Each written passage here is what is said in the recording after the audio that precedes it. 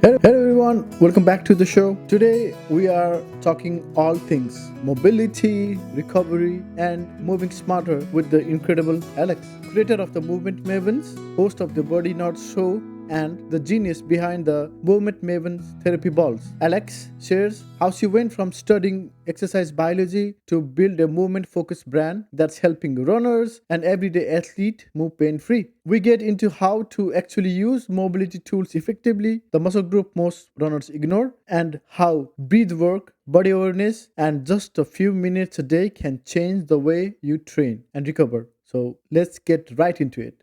And here's Alex. Alex, welcome to the Pushing Horizon podcast. And I'm very grateful that you gave your time to talk about all the issues that we runners have. And I'm grateful that you're here. Yeah, thanks so much for having me. I'm really excited to be here and hopefully share some tips that are going to be really helpful for those of you who are trying to stay running without getting hurt. Yes, that's the goal because I've been following you and then I see a lot of videos you do and things you post about mobility and stuff. I know you, but a lot of our guests probably would not know. So can you please give a little bit of introduction so everybody knows about you? Yeah, of course. Hi, my name is Alex Ellis. I'm a body nerd and mobility coach. I have my own podcast, The Body Nerd Show, and I help people learn how to get stronger and more flexible and most importantly, out of pain. So many of the people that I work with have been struggling with injuries or chronic pain, have tried stretching, have tried chiropractic, have tried massage, and haven't really had great results from it. And what I found is that a combination of soft tissue mobilization, aka rolling on therapy balls, and exercises really can help to retrain your brain and body how to work together so that you can move better and feel better overall. I know that, runners for sure, like if you tell a runner, well, you're going to have to take some time off running, it's like huge eye roll. Absolutely not an option. And so, I want to help anyone continue to do the thing that they want to do. And if ever you decide that you want to stop, it's because you decided you wanted to, not because of an injury or pain or something like that. And my background is that I have a degree in exercise biology, and I've been teaching movement and yoga and all different kinds of movement practices for going on, like every time I do the math, it's like more depressing, almost 17 years now. And a lot of it was inspired by my own desire to not have injuries. I realized later in life that I am hypermobile. I always have been, but I didn't really understand like what that meant because it's not super common. So when I was learning about, injuries and athletic training and things like that at university, we weren't talking about hypermobility. But for hypermobility, just kind of in a nutshell, means that your joints are overly flexible and they will always be that way. They just have that inherent joint laxity. So, like my knees, for example, I can hyperextend my knees. So instead of being straight, they kind of like bend backwards. And I'll always be able to do that. Because of that, all of the muscles and tissues around the joints have to become tighter almost to create stability. And so one thing I often say is if stretching isn't helping, that's where strength comes into play. And that is because that was my own story, right? You go to see a physical therapist or a physiotherapist and they're like, well, you just need to stretch. And I'm like, cool, I don't feel anything when I do this stretch, even though I'm in pain. And so some of the more,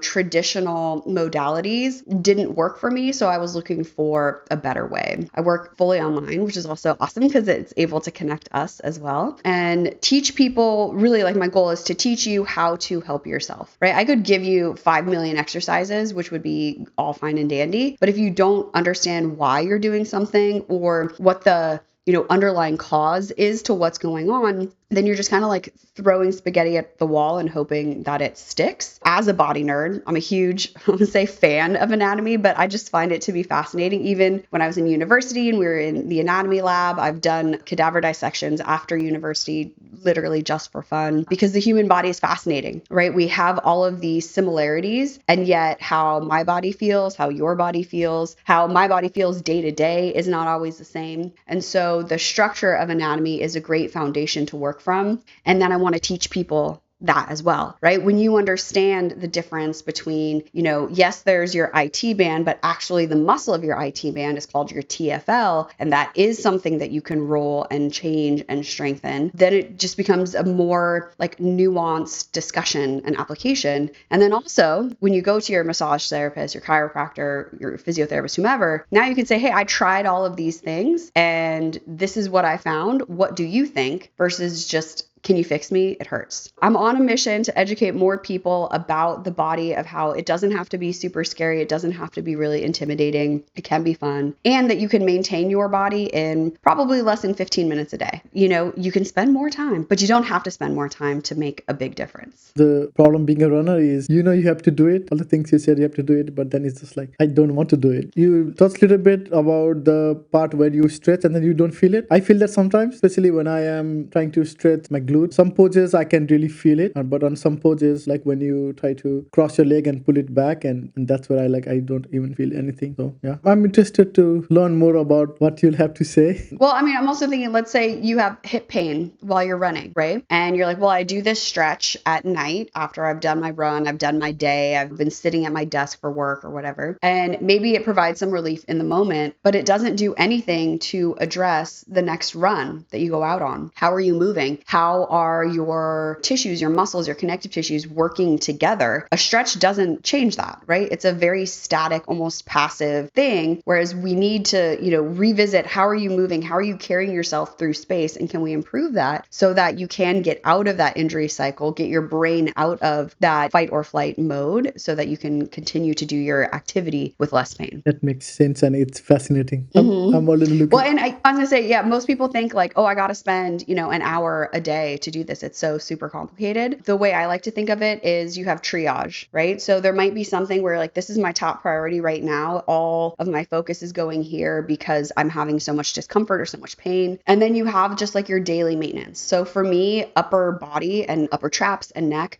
because I spend so much time on a phone and on a computer, like that's just daily maintenance. But when something flares up, because of course, injuries as an active person, like it happens. It's not a matter of if, it's when, because you're moving your body. So then that becomes top priority. And then I can pick up upper back later. But all in all, you're doing, let's say, 1 or 2 areas of self-massage with a foam roller. I'd prefer therapy balls, but use whatever you have if it's not a lacrosse ball. And then 1 or 2 exercises that are targeted to help, turn things back on. So we have that full body stability and none of that overuse or misuse or kind of just imbalance that can happen after injury. That part, right? 1 or 2 exercises, mobilizations, activations, like 15 minutes, easy peasy. That's all I'm saying.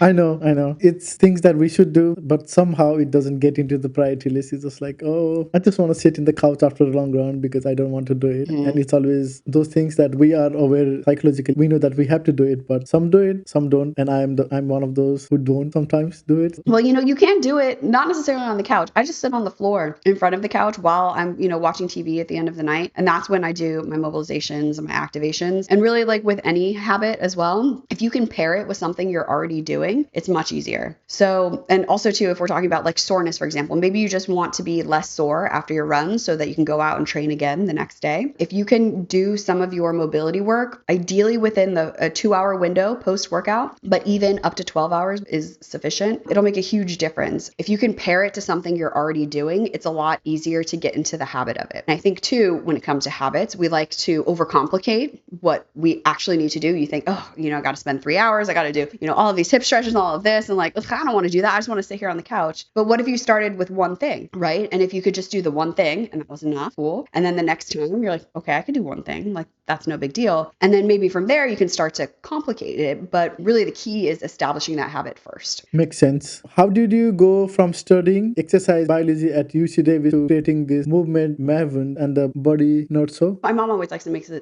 tell this story that after college, I was working in a yoga studio and really kind of looking for a way to take what I had learned, the anatomy and physiology, and bring that into the yoga studio. Because again, with this goal of trying to educate people how their bodies work. In the yoga space, they make a big deal about we got to use Sanskrit and call it, it's not downward facing dog, but it's Adho Mukha Svanasana. And you couldn't possibly say anatomy words because nobody's going to know what that is. Nobody knows what Adho Mukha Svanasana is. Who cares if I call it shoulder flexion?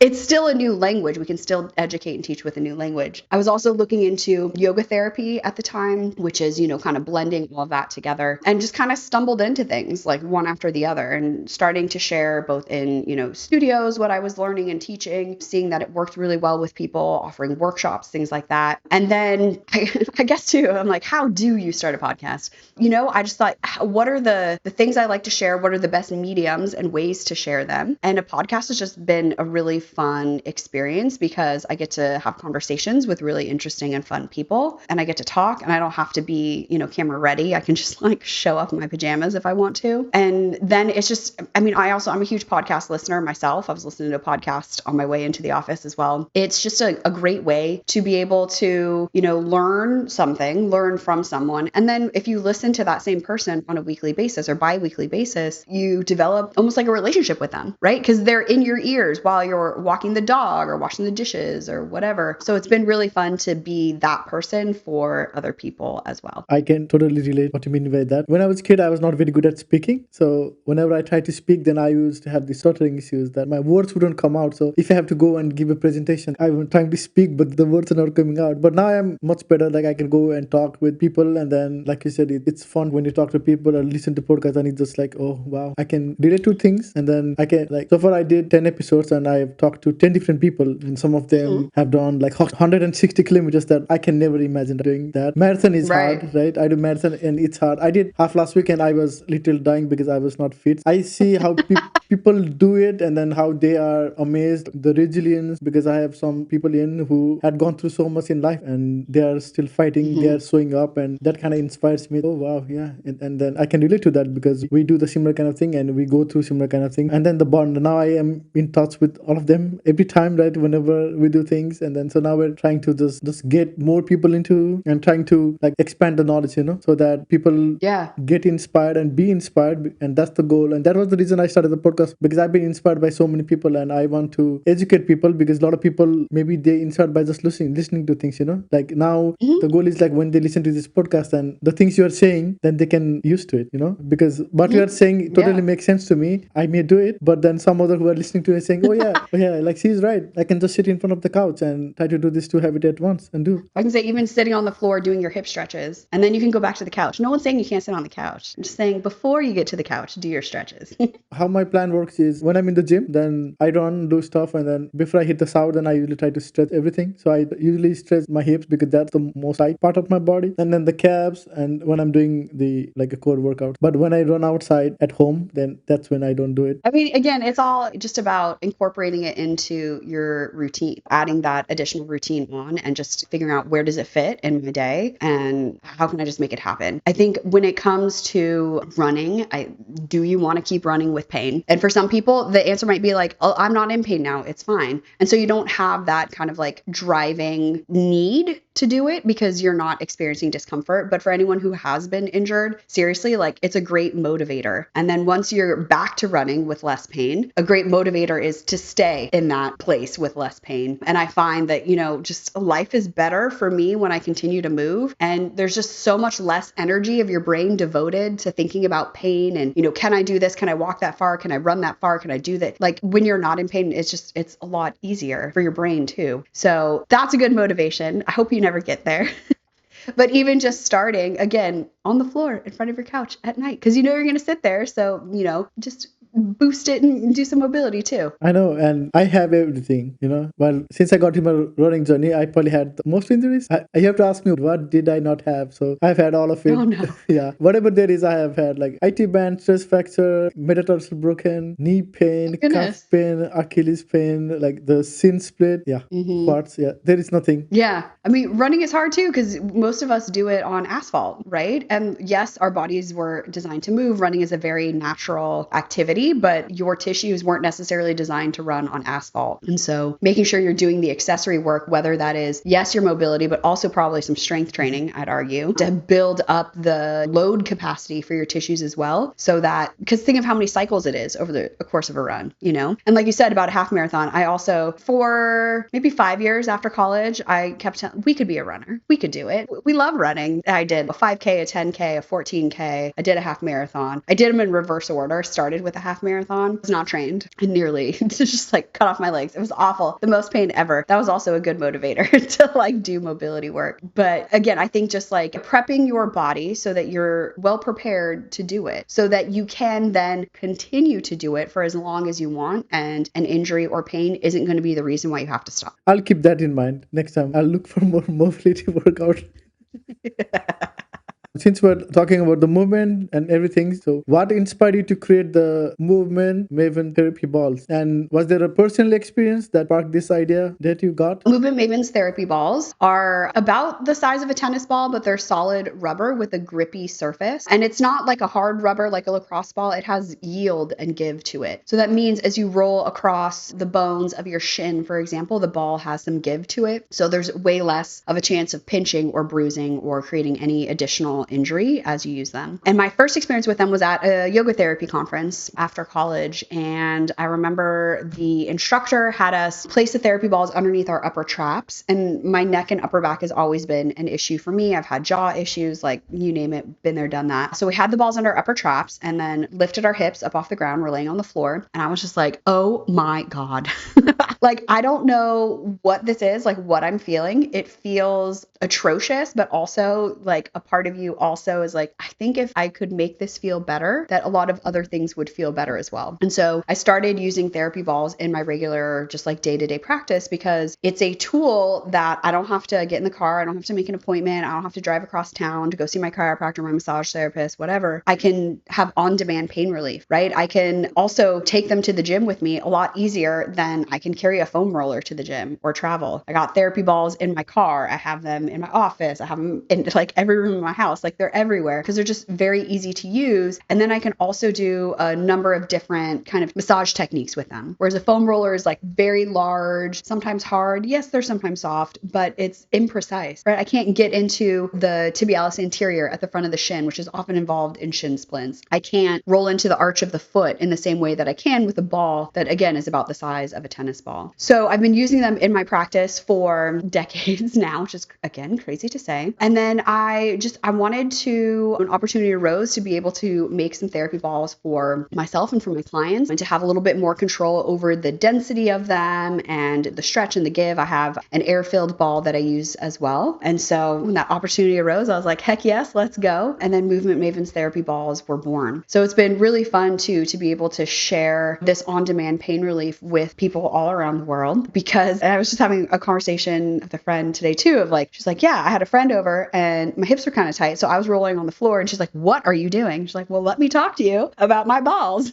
So because it is such an easy fix and makes such a difference, people are very happy to share about it. And I just think that's so awesome to be able to not only have that quick pain relief and a tool that you can use that's very versatile, but then to also be able to share that with other people as well. Interesting. Like I said, if it is small, then it's much easier. I cannot carry my foam roller right now, so maybe I'll look into it because I would love to have something portable to carry with me after my run in the gym, so I can just do it my hip stretches and everything. So I can hamstring, quads, whatever it is. I'm going to take a look at it. What makes this therapy ball different from other tools that are available on the market, like the lacrosse ball and the foam rollers? What are the difference between these? Well, first of all, lacrosse balls are way too hard. And anybody who's ever rolled on a lacrosse ball will be like, oh yeah, it hurt a lot. And then also maybe you hurt after because it is so dense. And also too, like we're not just rolling muscles, and your muscles aren't just like, pliable dough that'll just relax because you told them to, or because you mashed them into submission. Like it does not work like that. Movement Mavens Therapy Balls are soft and have that give. So you're not pinching or bruising when you roll over muscle and bone. But also the bigger conversation at hand is your nervous system, right? And getting your whole nervous system to relax. And I'm having this visual too of like, if you were to go get a massage and then the massage therapist like had a chainsaw, your brain would be like, no,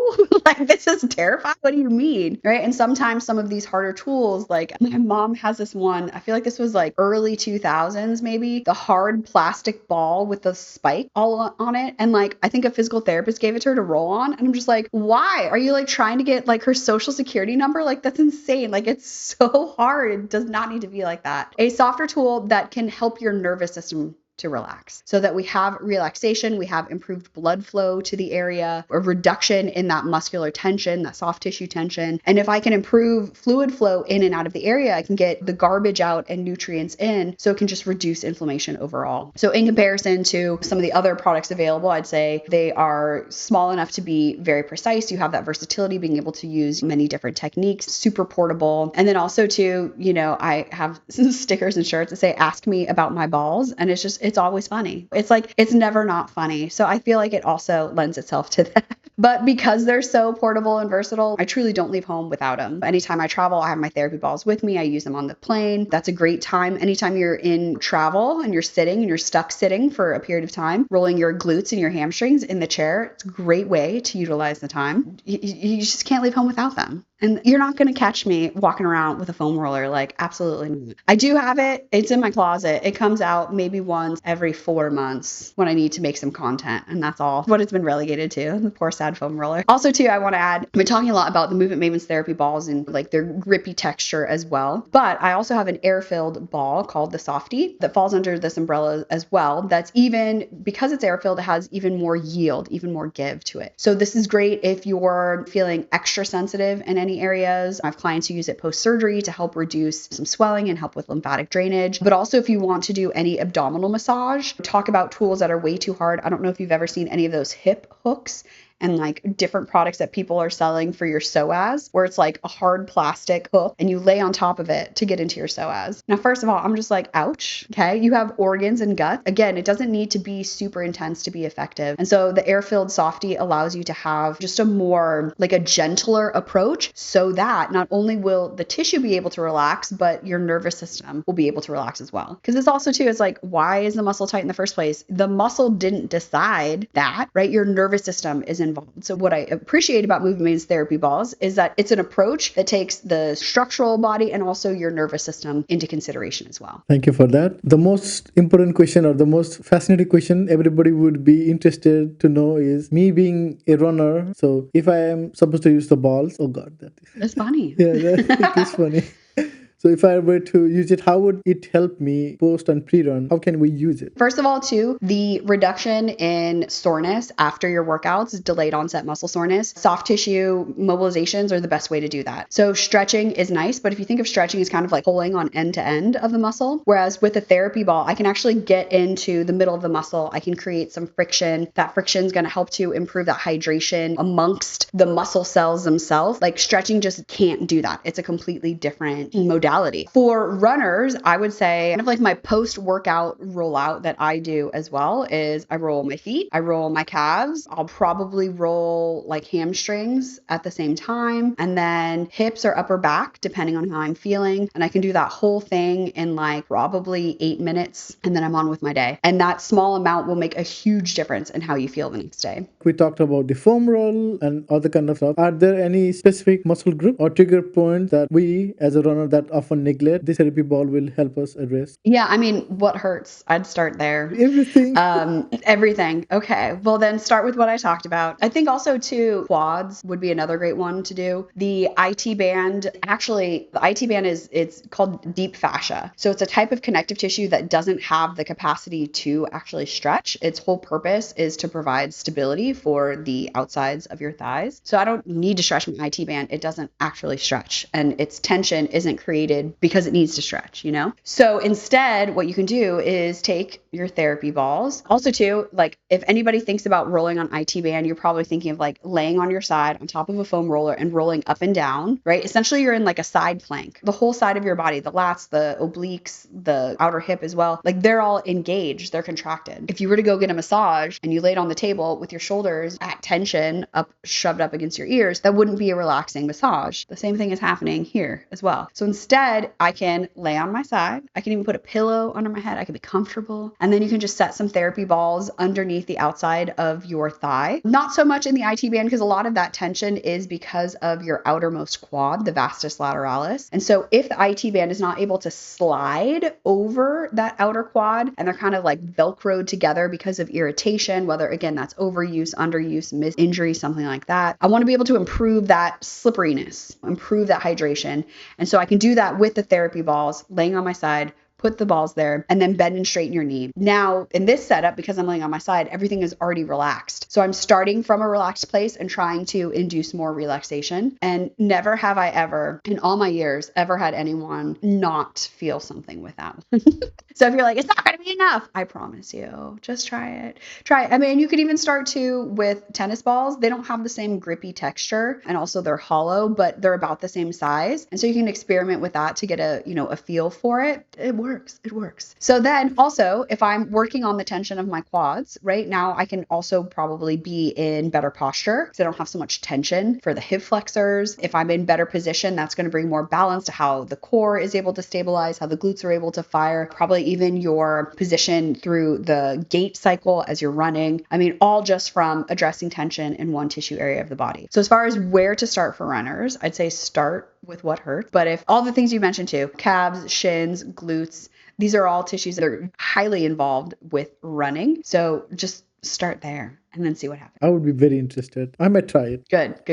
Okay. So if I use this, then will we feel the different? Because like you said, when we do the foam roll, then it's big, then it's kind of using more of the areas compared to this ball because the balls will be a little bit isolated compared to the foam roll. So can we see it immediately? So it's going to depend, right? So if we're just talking about addressing muscle soreness, you will definitely see in 24 hours because you're not going to be as sore. I did an episode of my podcast about this with a guy out of the UK who was doing some research on delayed onset muscle soreness. But like research says soft tissue massage will help with delayed onset muscle soreness. And then I was like, well, let me experiment. What if I only roll one leg after a workout and then I'll have a comparison side to side, right? And then I had one sore leg and one not sore leg for like 3 days. And I was like, this was stupid, but it works. It was annoying. I've never done it again. So as far as for soreness, immediately, right? Of course, you'll be fatigued from your workout, whatever it might be, strength training or your, long training days. But that next day, you're not going to be quite so fatigued. For me, what that feels like is a difference if you've done like a really hard squat workout or something like that, where like every time you sit down and stand up, you're like, ugh, and it feels incredibly difficult. It doesn't feel like that. It's still like I can feel that I worked, but I can now move better. And if I can move better, that means I can get back into training faster. There's going to be less compensation patterns for me having to alter how I'm moving. So it's better all around. So for soreness, I'd say yes, immediately. For if we have like an injury, for example, oftentimes people, especially the first time they roll, there is an immediate change in tension and sensation and range of motion. But as far as how long that lasts, it depends, right? So usually how I work with people is setting them up with a program where you're doing the same set of exercises for at least 2 weeks. Because in 2 weeks time, we're going to have enough exposure to it to have an idea of, is it working? And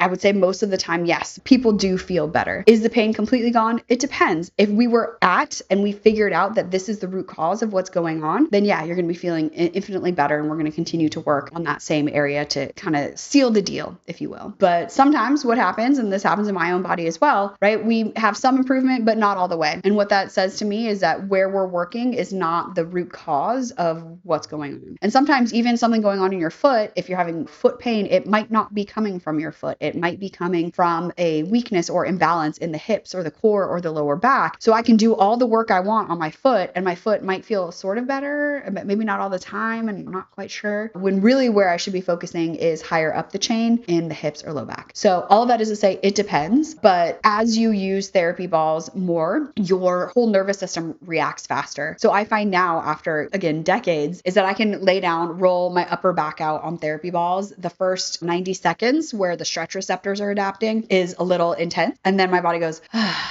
and just relaxes into it and it feels so much better. It doesn't start there, but consistency helps that for sure. So long answer to your question. Thank you for that. It makes sense. And also, let's say if I got a ball and then I'm using it, can we use it in a negative way? Or can we make mistakes using the balls? And will there be a side effect, or what are the issues if we misuse the ball or not use it the way it's intended? Well, that's also one of the reasons why the Movement Mavens Therapy Balls are softer, is because the line between enough and too much is a little bit wider, right? right? Even as a newbie, right? I can roll something and it'll feel great and I'm probably not going to do too much. Whereas with a hard tool like a lacrosse ball, roll for like 90 seconds and that could be too much. So as far as like what not to do with the therapy balls, I would say if it feels creepy, then it's probably creepy. Also too, I wouldn't lay on, face down with the balls in my throat, like, because also you're like, why would I do that? I probably wouldn't use the solid therapy balls on the front of my abdomen, but I could use the air-filled ball, the softie, to do those same places,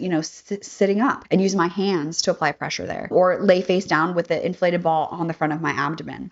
So just don't do it if it feels creepy. I know that's like not a fair answer. Also too, but I think a lot of the work I do as well is to help you, the user, kind of be able to better distinguish sensations that are coming from your body. As runners and athletes, you all are more in tune with how your body feels, but oftentimes I'm working with clients who haven't moved in a long time, or they're trying to get back into it, and even if they were into athletics as a kid or something, and now the only signal they're getting from their body is pain. And so learning how to differentiate between that, like what is a good pain, right? A hurts so good versus just a plain hurts. Like when is my body telling me it's too much? When is it not? Learning that as a skill as well, to learn how to listen to your body, is also a practice that happens with the therapy balls. But I'd say in general, if it feels creepy, it is creepy. And I wouldn't roll the front of your throat face down, which you wouldn't do anyway. So it's okay. But I will add to, like anything, you can roll too much. And then the weight is the next day, you're like a little bit more sore and you go, okay, I rolled too much. Let me give that area some rest and I'll come back to it tomorrow. Yeah, fair enough. Yeah, I wouldn't roll it on my throat. Right. Nobody would.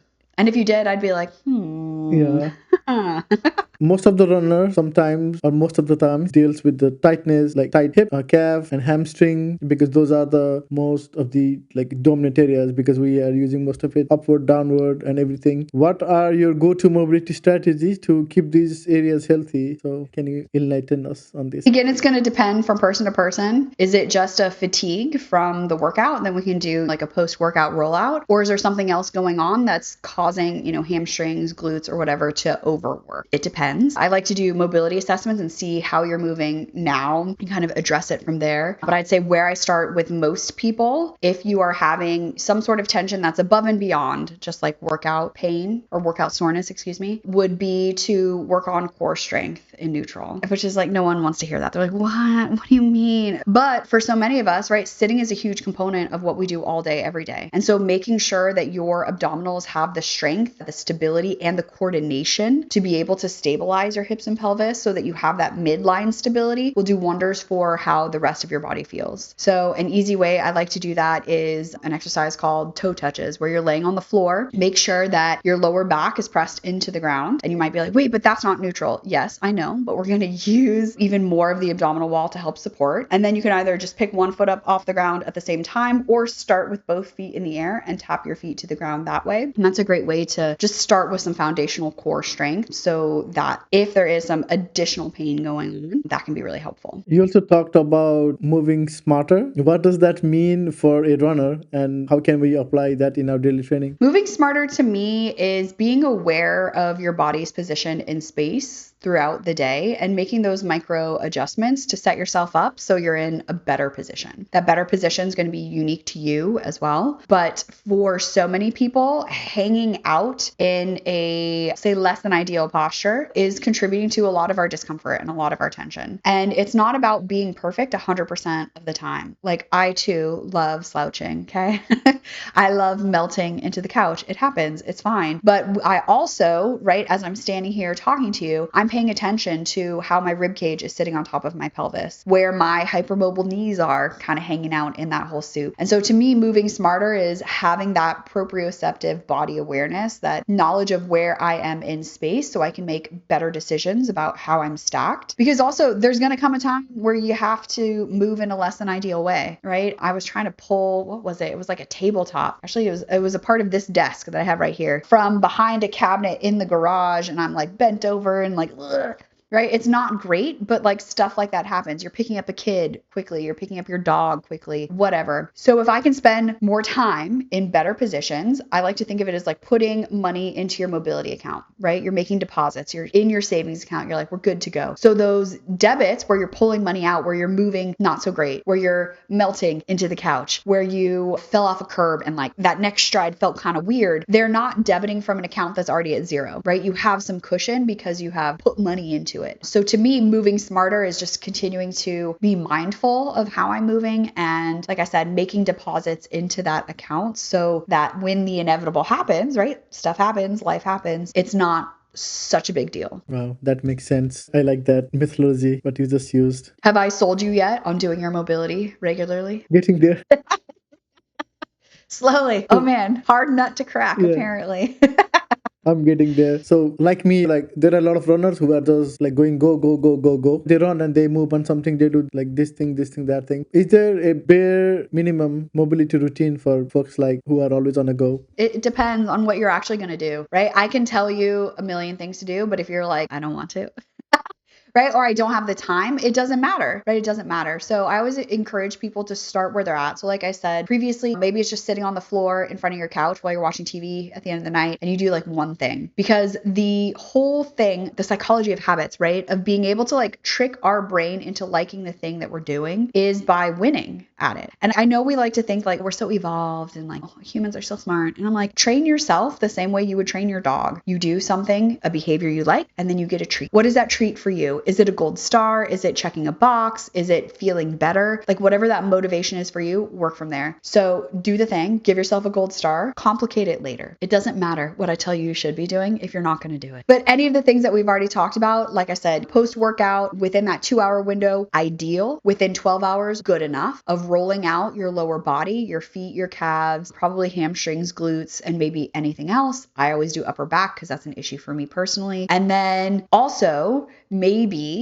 I'm like, is this a big ask, right? If you have some pain going on, having a set plan of whatever soft tissue mobilizations, like what hurts, roll that out, and then do some strengthening moves, strengthening activations with it, which are not like things you would do in the gym. It's body weight. It's just a few reps. Cause again, I'm just trying to get the brain and body to work together so that you can move without pain. It's like you're relearning the skill of moving without pain. Just a few of those, but what those few are going to depend on what your body needs. But I would say start with the simplest thing, which might just be rolling your feet out, might just be sitting on the floor. That's fine. And then you can complicate it from there. As far as like what actually to do, I'll also mention I have a bodywork starter guide that walks you through the 6 places to roll with therapy balls for quick relief. And so that would be another good place to start of like, what should I actually do? And so I know you'll share that in the show notes. Is also available on my website, aewellness.com. And that will, pun intended, get the ball rolling.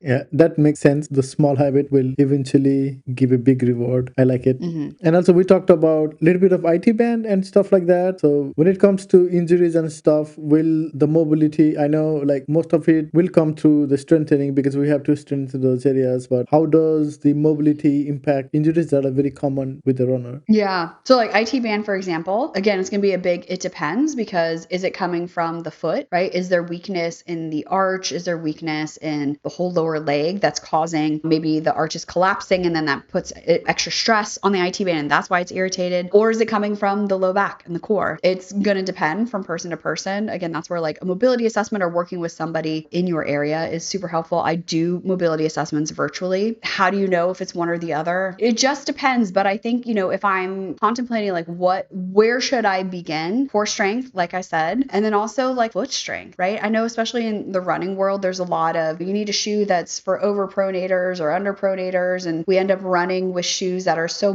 boxy and restrictive that it impacts how your foot moves. But then on the other end of the spectrum, there's barefoot shoes that have like no support. And maybe that's not enough if you're running on asphalt all the time. So having a foot mobility program that you work on where you're addressing tension and then also working on the strength of the muscles of your lower leg and your feet and your arches might be a good place to start. But then also that might not fix it for everybody, of course. So hashtag it depends.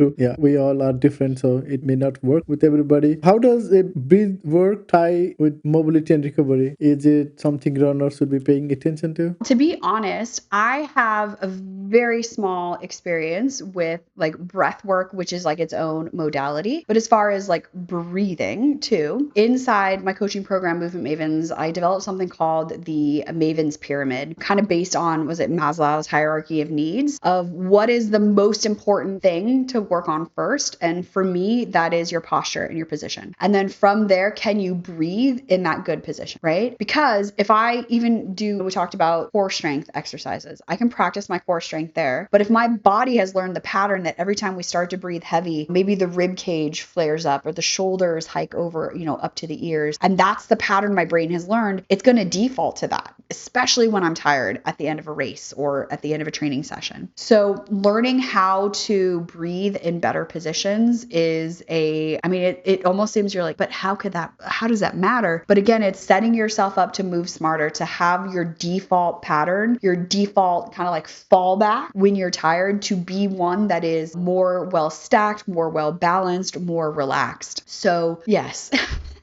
Right? Yeah, breathing is incredibly important. I come at it, of course, from a very different than breath work, which is also, as I said, like a whole modality in itself for somatic healing and all of that, which is also amazing. But I don't know a ton about that other than my personal experience. But yeah, so the Maven's Pyramid, we have posture, we have breathing, and then we have core strength on top of that. And you might be like, well, should I start with core strength? But actually, if you can't find a neutral position and then you can't also breathe in that neutral position, if I start to do core strength, and I'm not in the right position, I'm just, again, relearning a pattern that's not going to serve me. And then from there, we have local joint stability. So again, if we're working on an injury or something like that, I want to make sure I can stabilize it without moving. And then after that, top of the pyramid is being able to move in whatever big ranges of motion I want to that are not going to create pain. So I'm like, this kind of like an around the block answer. Yes, super important. But I think too, ultimately, mobility to me is moving your body in the ways that your day-to-day life doesn't require, right? And whether your movement activity of choice is running, like running is a very frontal plane activity. So maybe my mobility is moving in other directions and allowing movement to come into other places of my body that my day-to-day life doesn't require. So if you think of it that way, hopefully that kind of broadens your horizon. In your decades of experience, what are the areas or the elements that are most overlooked in injury prevention? Ooh.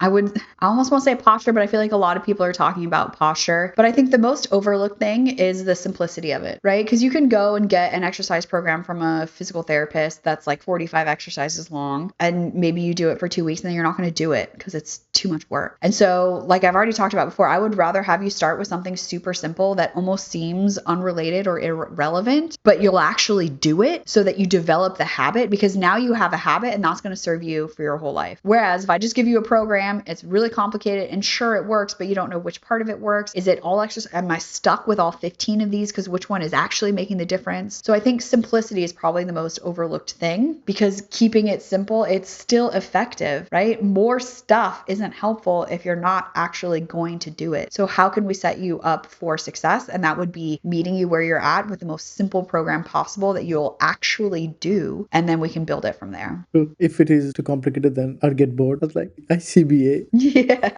for sure. Or there's like a lot of overlap. I'm just thinking of like this one program I got from a physical therapist, and this is not to throw physical therapists under the bus. Here in the United States, there are many, many, many fantastic physical therapists. Insurance has forced them into a block in a very narrow way of practice where they do have to like churn people out, and it's like sucked creativity out of the practice. And unfortunately, if you want like a good physiotherapist, you have to cash pay a lot of the times, and that's not feasible. So like, I acknowledge that. I'm not trying to throw them under the bus. That being said, a program where it was like, again, 45 exercises and 5 of them were like the same thing. And I'm like, why do I have to do all 5? Let me just do one, because I know I'll actually do one, not all 5 of them. And then I'm actually going to be doing something. But that's my brain, right? And I know that not everybody's is like that. So again, simplicity, I think, is probably the most overlooked thing. Yeah, that makes sense. We have few questions left. How can tuning in more deeply to how we move help with our performance and injury prevention? Learning to listen to your body's whispers before they become screams, right? right? Because the last thing that any athlete wants, especially runners, is an injury to keep you from running. So if I can learn to listen, to tune into how my body feels, how my body's performing for that day, and adapt accordingly and address things as they're coming up before they become a bigger deal, that means I get to keep running. And I think that's the most important piece of it all, right? And also too, right, it's like we get one body in this lifetime to explore the world with, one meat suit, if you will, and it is your privilege to be able to take excellent care of it. And I know running for many people is like a mental health outlet, and I absolutely love that. And every time I see a runner, I'm like, maybe I should run, and I just can't bring myself to do it. So think of your mobility work and self-care work as a tool to help you do that thing that you love so much for longer. And when you decide to stop, it's on your terms because you wanted to, not because you had to give it up because of an injury. I know medicine has advanced so far that we have joint replacements and surgeries and things you can get, but it's not the same as the original joint. It doesn't function the same. So if you can maintain your body as it is now and just kick the can down the road for as many things as possible, it's going to make things a lot easier. Awesome. That's going to go on the clip. So now we have some rapid fire. There are only 4 questions left. The first thing that will come to your mind, okay? Okay. What's one mobility myth you'd love to bust? That stretching is the thing that everybody should be doing. It's always like the first thing. They're like, you should stretch more. And I'm like, but should I? Especially too, as somebody, again, with hypermobility, like stretching just doesn't work for me. And like we've already talked about, stretching doesn't do anything to improve how you move through the world. That's not to say that there isn't a time and place for stretching. Like every once in a while, I'll do a stretch class myself, but it's not the be all end all like fix for everything that I think people think it is. Your favorite stretch or movement you think everybody should be doing? Ooh, I just shared this on social media. I call it the 5-way shoulder warm up. You use the softie, the inflated Movement Mavens Therapy Ball, under your upper back, and you lay on the floor with something underneath your head. And so it puts you into this amazing, just like opening stretch for the front of your shoulders, and it puts your spine, your thoracic spine, into a little bit of extension. So basically, it's the absolute opposite of being on a computer, working at your workspace, being on a device all day. Lay on that for 5 minutes, breathing. You can move your arms around if you want, but it'll make such a tremendous difference for how your body, how your shoulders, how your brain feels at the end of any day. What's your pre-run ritual if you run? I know I should run, right? Well, I'll say my pre-workout ritual is always to do a warm-up. And I like to do the same warm-up every single time. It involves some shoulder circles, some hip circles, things of that nature to A, move my body, but B, I keep it the same every time because then I can check in, right? It becomes a better kind of diagnostic to how I'm feeling that day because it's not different every single time. So yeah, I think the pre-workout, sometimes I spend too like 15 minutes. I'm avoiding the workout because I like my warm-up so much. But I would say the warm-up is probably like the most important part. Please do it. I beg of you. If your therapy ball could talk, what would they say to runners? Please roll your quads out. Yeah, I'd say probably that. I mean, that's, again, it doesn't have to be super complicated. Just do something, right? Whatever it is, whatever that one thing that you'll start with, because I know that it's like a gateway drug. And then you're like, oh my God, I feel so much better. This is so much easier. I can just keep doing the thing I want to do. So like, please just use me. That's what they'd say.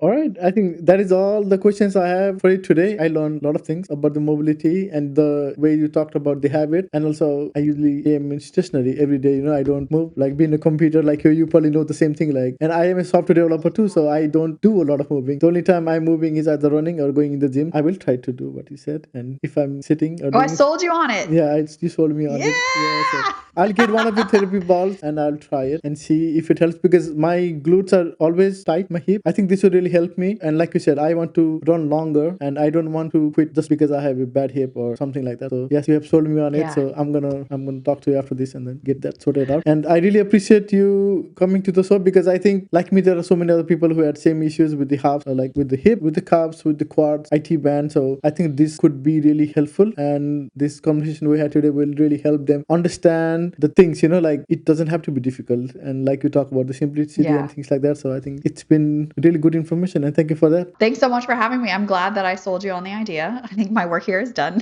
But hopefully too, any other runners who are, again, wanting to keep running because they want to are also inspired to pick up their therapy balls and get going. Again, thanks so much for having me. Thank you so much. And hopefully talk to you again next time. And then maybe we'll talk about something other fun thing. And I'll be like, oh yeah, we should do that. Sounds good. Can't wait. Yeah, thank you. And that's a wrap for this episode of Pushing Horizons. Thank you so much for tuning in and being part of the conversation. If you enjoyed this episode, please don't forget to subscribe, leave a review, and share it with others who might find it inspiring. Let's keep chasing our goals, stay consistent, and please remember, progress is progress, no matter how small. Until next time, take care. Adios.